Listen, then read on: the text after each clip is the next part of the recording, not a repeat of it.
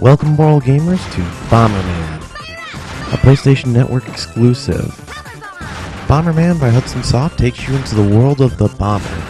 And in this world, your weapon is bombs, not C4, and you get to blow each other up in some form of grid-based game. This game is pretty simple, as you start off by planting bombs. The object of the game is to blow up your opponents using these bombs. Now, you start off by blasting away at some of the blocks that are there. Certain ones are destroyable, others are not, used for protection. And when you blast away blocks, some of them contain power-ups. Power-ups range from the ability to place multiple bombs to the ability to increase the strength of your bomb. A stronger bomb means that it goes further, the fire does, and ultimately you can get bombs that cover the entire field, assuming that you have enough fire. The game Bomberman offers up to 8 players. In this particular case, we're only using 4 because it's me and 3 of my kids. It's much easier to play and record a review when you only have 4 players to worry about. That being said, you can go online and have up to 8 players joining the fray.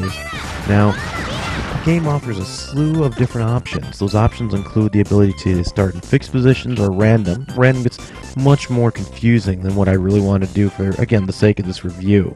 However, when you add to the options, you also look at your time, which items are going to appear, and one of my favorites is revenge. Now, if you'll notice along the side, the players who have been eliminated by bombs are able to scoot along the sides of the board and toss bombs in to try and get revenge exactly on the person who eliminated them from play. I like this option because it keeps people from feeling excluded. Instead, they're still part of the game, even though they don't have a chance of winning. Here you can see one of my kids picking up the rainbow crystal. Now what these crystals do is they give you additional costumes. When you start the game, there are only about 9 combinations you can make. It's pretty limited, but as you play more and more, these crystals keep appearing and offer additional costume sets. The fun of making costumes is you can make them as random and as weird as you want. My personal favorite is my Godzilla with the butterfly hair. It's kind of really weird, messed up. People kind of say, what the world is that? But it's still fun because you can be semi-creative with your Bomberman and customize them to look the way you want them to. In addition to the standard mode of play, we sometimes like to play zombie or paint mode. Now, zombie and paint mode are essentially the same thing, with the difference of paint mode allows your bomber to be eliminated from play if they get hit by a blast, whereas zombie mode, you just lose your power-ups. The object in both is to paint as much of the screen using bombs with your color as possible. At the end, the person who does it when the clock runs out, they win. It's pretty simple. As games go, I quite enjoy Bomberman. It's a fun one to play with parties, it's fun to play with friends, fun to play online, fun wherever.